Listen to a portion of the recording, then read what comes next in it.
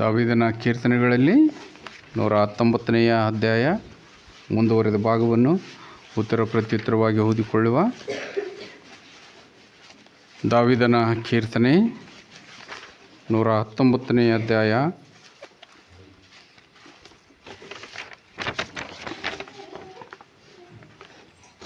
ನಲವತ್ತೊಂಬತ್ತರಿಂದ 56ರವರೆಗೆ.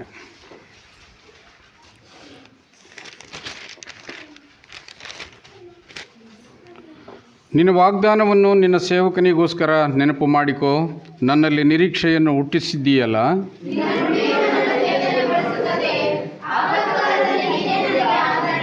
ಗರ್ವಿಷ್ಠರು ನನ್ನನ್ನು ಬಹಳವಾಗಿ ಹಾಸ್ಯ ಮಾಡಿದರು, ಆದರೂ ನಾನು ನಿನ್ನ ಧರ್ಮಶಾಸ್ತ್ರವನ್ನು ಬಿಡಲಿಲ್ಲ.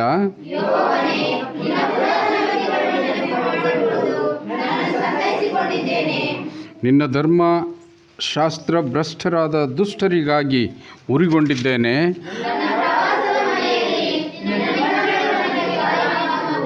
ಯೆಹೋವನೇ, ರಾತ್ರಿಯಲ್ಲಿ ನಿನ್ನ ನಾಮವನ್ನು ಸ್ಮರಿಸಿಕೊಳ್ಳುತ್ತೇನೆ, ನಿನ್ನ ಧರ್ಮಶಾಸ್ತ್ರವನ್ನು ಕೈಗೊಳ್ಳುತ್ತೇನೆ.